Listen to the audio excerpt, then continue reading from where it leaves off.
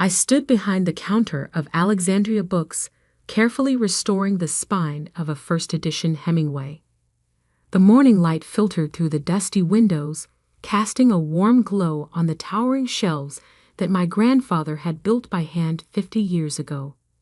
The familiar scent of aged paper and leather bindings filled the air, a smell that meant home to me, even if my family thought it meant failure. The bell above the door chimed. I didn't need to look up to know who it was. The sharp click of designer heels against hardwood floors announced my sister Vanessa's arrival before her voice did. "Oh good, you're actually open," she said, her tone dripping with the kind of practiced condescension that only came from years of looking down at others. "Mother was worried you might have finally given up on this." She glanced around, wrinkling her nose. Quaint little project. I carefully set down my tools and looked up. Vanessa stood in her perfectly tailored channel suit, diamond earrings catching the sunlight. Behind her, my brother Marcus leaned against a bookshelf, absently checking his Rolex. "The shareholders' meeting starts in an hour," Marcus said, not bothering to hide his impatience. "Father sent us to collect you. Though why he bothers including you in these things anymore is beyond me." I felt my jaw tighten. Hamilton Publishing, our family's company, had been the largest publishing house on the East Coast for 3 generations. My grandfather had built it from nothing, starting with this very bookstore. But somewhere along the way, the company had lost its soul, becoming more concerned with profit margins than the written word. "I'll pass," I said, returning to my work. "Some of us actually have to earn a living." Vanessa laughed, the sound echoing off the shelves. "Earn a living? Sophie, darling, you barely make enough to keep the lights on in this dusty old place." Meanwhile, the company's digital division alone brought in $400 million last quarter. I didn't respond. She wasn't wrong about the numbers. Alexandria Books barely broke even most months. But every time I thought about selling it, I remembered my grandfather's words. "Sophie, this store isn't just about selling books. It's about preserving stories, protecting the magic that lies between pages." "Father's patience isn't endless," Marcus added, straightening his tie.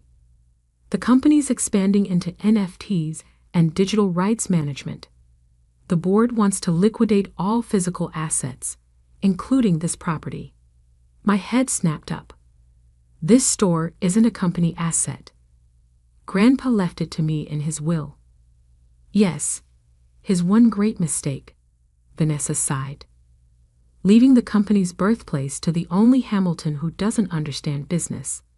The building alone is worth millions in real estate value." I stood up, anger finally breaking through my practiced calm. "Get out." "Excuse me." Vanessa's perfectly shaped eyebrows shot up. "I said get out. Both of you. Go to your meeting, make your millions, but leave my store alone." Marcus pushed off from the shelf, shaking his head. "Still the same stubborn Sophie. You know, this is why Father passed you over for CEO. No business sense, just foolish sentimentality." They left, the bell chiming mockingly behind them. Through the window, I watched them climb into Marcus's Ferrari, their laughter carrying through the glass. I waited until they'd driven away before letting my shoulders slump. The truth was, the store was struggling. Amazon and online retailers had changed everything. Most days, I saw more dust than customers. But this place held secrets my siblings couldn't understand. I locked the front door, flipping the sign to closed, and headed to the back room. This was my sanctuary, where my grandfather had spent his final years cataloging his personal collection. Books filled every available space, from floor to ceiling, some so old their titles had faded into illegibility. My fingers traced along the spines until I reached the section I'd been avoiding for months. Grandpa's last project. The books he'd been examining before his stroke, still sitting exactly where he'd left them. Something about Marcus's threat felt different this time. Maybe it was time to finally go through these last few volumes to finish what Grandpa had started. I pulled out the first book, a leather-bound tome with no title on its spine. As I opened it, a yellowed envelope slipped from between its pages, floating to the floor like an autumn leaf. My heart stopped when I saw the handwriting on the front. For Sophie, when the time is right. Love, Grandpa. With trembling fingers, I broke the seal. The envelope contained more than just a letter. Several aged photographs slid out, along with what appeared to be a handwritten manuscript. My heart raced as I began reading my grandfather's familiar scrawl. My dearest Sophie, if you're reading this, it means they're finally trying to take the store from you. I knew this day would come. Your father and siblings never understood what we protected here. They think Alexandria Books is just a dusty old shop, a relic of the past. They couldn't be more wrong. What I'm about to tell you must remain secret until the right moment. I sank into Grandpa's old leather chair, documents spread across the reading desk.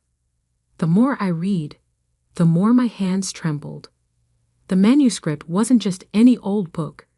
It was the original handwritten draft of The Lost Kingdom, the most mysterious work in publishing history.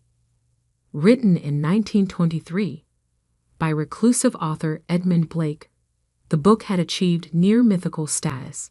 Only 100 copies were ever printed, and each one had vanished within a year of publication. Collectors worldwide had spent decades searching for even a single page. The story itself was said to contain coded messages leading to an immense fortune, but most people dismissed it as an urban legend. Yet here it was, the original manuscript in my grandfather's collection, along with Blake's personal notes and correspondence. My grandfather's letter explained everything. I found it in 1972, hidden in a false bottom of a trunk at an estate sale. Blake had no heirs, no family. He left clues scattered across his work, leading to something that could change everything. I've spent years trying to decode it, Sophie. The answer is in these pages, but I ran out of time. You're the only one who can finish what I started. You understand books the way I do, not as commodities, but as treasures. Your father and siblings would sell this to the highest bidder without a second thought. But you'll understand what to do with it. A knock at the store's front door jolted me from my reading.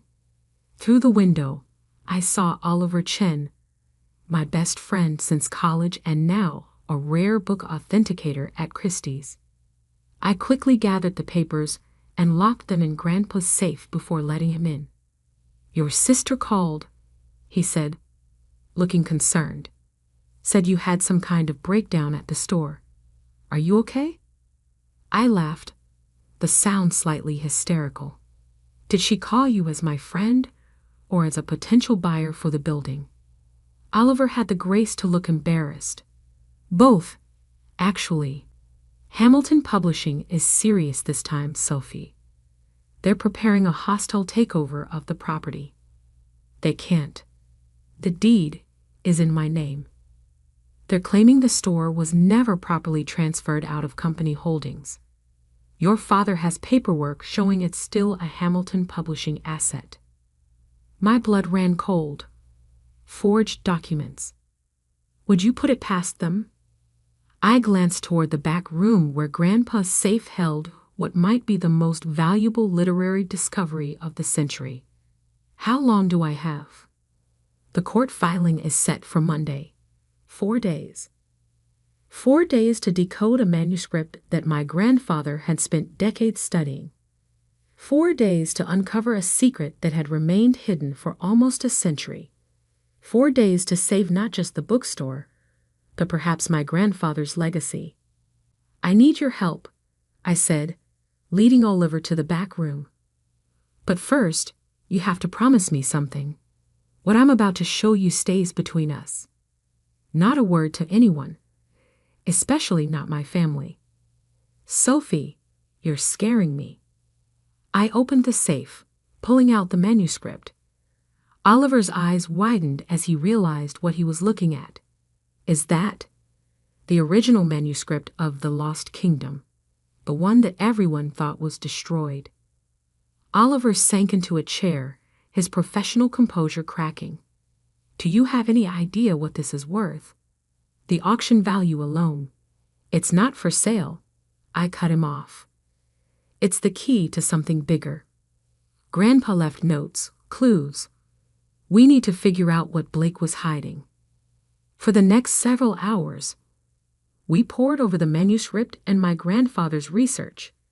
Blake's story on the surface was simple, a tale of a hidden civilization and its vast treasures. But certain words were written with slightly different spacing. Some letters had unusual flourishes, and scattered throughout were seemingly random numbers. It's a cipher, Oliver finally said, excitement creeping into his voice. Look at these sequences. They're not random. They're coordinates. I pulled up Google Maps on my phone while Oliver read out the numbers. The location that appeared made my heart skip. The Manhattan headquarters of Hamilton Publishing. The building wasn't built until 1950, I said, frowning. Blake died in 1925. How could he have known? Because, Oliver said slowly, Hamilton Publishing wasn't the first owner of that land. According to these notes, it used to be. A loud crash from the front of the store interrupted him. We froze, hearing footsteps and voices. Start boxing up everything, my sister's voice commanded. Father wants this place cleared out by morning. They were here, and they were early. I quickly shoved the manuscript and notes back into the safe, but not before taking a photo of the crucial pages with my phone. Oliver and I slipped out the back door just as Vanessa's voice got closer. Standing in the alley behind my store, watching through the window as a team of workers began dismantling my grandfather's shelves, I made a decision. I wouldn't let them destroy everything he had built. Not when I was so close to understanding the truth. Where are we going? Oliver asked as I hailed a cab. Hamilton Publishing. I replied, my voice steady despite my racing heart. It's time to find out what Edmund Blake hid in my family's building. The taxi pulled away from the curb, and I watched my bookstore disappear from view. By tomorrow, it would be emptied, stripped bare by my own family. But if Blake's manuscript was right, what waited at Hamilton Publishing would change everything. I just had to solve the puzzle before my family discovered what I'd found. The Manhattan headquarters of Hamilton Publishing loomed above us in the fading evening light, its gleaming glass facade a stark contrast to my cozy bookstore. The irony wasn't lost on me. The building that symbolized my family's betrayal might also hold the key to saving everything my grandfather had built. Your ID badge still work? Oliver whispered as we approached the lobby. I pulled out the access card I'd never returned after being pushed out of the company. Only one way to find out. The security guard barely glanced up as we walked past, my outdated badge still granting access after all these years. The evening cleaning crew paid us no attention as we made our way to the executive floor, home to the company's historical records and my father's private office. According to Blake's manuscript and my grandfather's notes, the secret lay somewhere in the building's original foundation. The coordinates pointed to a specific spot, now buried beneath decades of renovations. The old blueprints should be in the archive room, I said, leading Oliver down a quiet hallway. If we can cross-reference them with Blake's numbers. Sophie. I froze. My father's voice echoed from his office doorway. He stood there in his perfectly tailored suit, surprise quickly turning to cold anger on his face. "I thought I might find you here," he said, stepping into the hallway. "Though I admit, I expected you to wait until we'd finished clearing out that dustbin you call a store." "You had no right," I said, my voice shaking. "Those books, that building, they belong to me." He smiled, but it didn't reach his eyes. "Nothing belongs to you, Sophie. Everything you have exists because of this company. Your grandfather understood that in the end. Why do you think he left controlling interest to me?" "Because you threatened him," I shot back. "I found his letter, Dad. I know what you did." Something flickered across his face. Fear, maybe. But it was gone in an instant. "I don't know what you think you found, but Edmund Blake's original manuscript," I cut him off. "The real reason you wanted the store so badly. You knew it was there, didn't you? That's why you've been trying to force me out."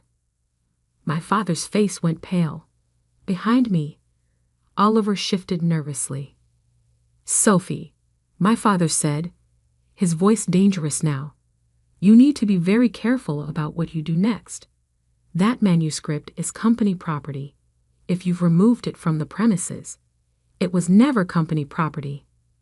I replied, "Blake didn't leave it to Hamilton Publishing. He left it to the owner of Alexandria Books, which was Grandpa, and is now me." "Where is it?" He stepped closer, all pretense of civility gone. "Safe, along with proof of how you forged documents to steal the store, how you threatened Grandpa when he wouldn't sell, and—" I pulled out my phone, showing him the photos I'd taken of Blake's coded pages. "The real reason this building exists where it does." Something changed in my father's expression. For the first time in my life, I saw him look afraid. "You haven't decoded it," he said, but his voice wavered. "Haven't I?" I smiled, channeling some of my sister's practiced confidence. "The coordinates, the old property records, the original foundation plans, it all points to one thing. Blake's lost fortune isn't just a legend, and it's buried right under this building." "That's impossible," he whispered. "We surveyed every inch during construction." "No," I corrected him. "You surveyed what you could see, but Blake's codes point to something deeper. Something hidden in the bedrock itself.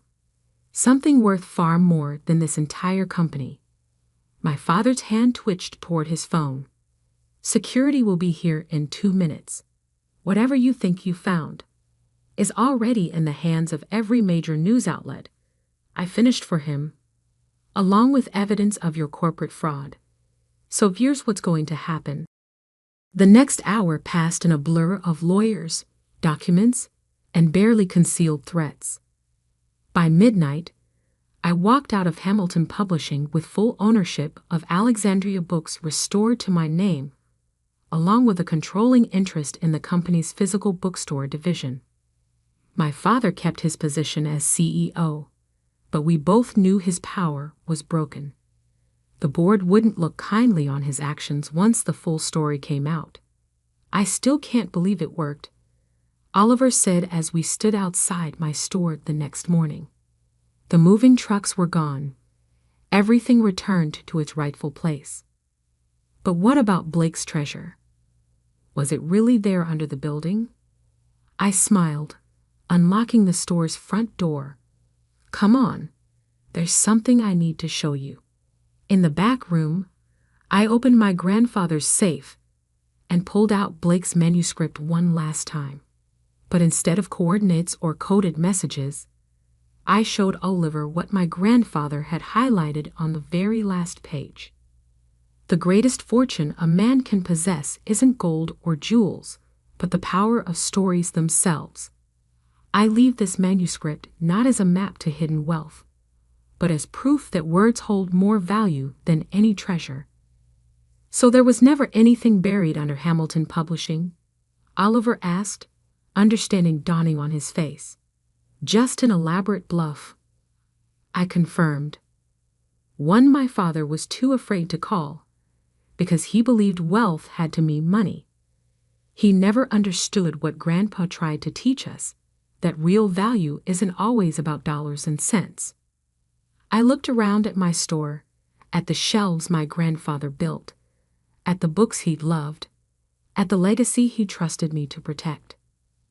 Besides, I added with a smile, who says we need buried treasure? This place, these books, they're worth more than anything my family could offer. The morning light streamed through the windows, dust motes dancing in the air like tiny stars. The store's bell chimed as our first customer of the day walked in. "Welcome to Alexandria Books," I called out, feeling truly at home for the first time in years. Oliver squeezed my shoulder before heading out. "Your grandfather would be proud," he said softly. I thought of my father in his glass tower, of my siblings in their luxury cars, of all their money and power and empty achievements. Then I looked at my little bookstore, filled with stories and memories and magic. They had never understood what real wealth looked like, but I did, and that was worth more than all their millions combined. Standing behind my counter, breathing in the familiar scent of aged paper and leather, I smiled. Sometimes the greatest victories don't come from finding hidden treasures or making millions. Sometimes they come from protecting what matters most, from standing your ground when the world tells you to give up, from knowing, deep in your heart, that some things are worth more than money could ever buy.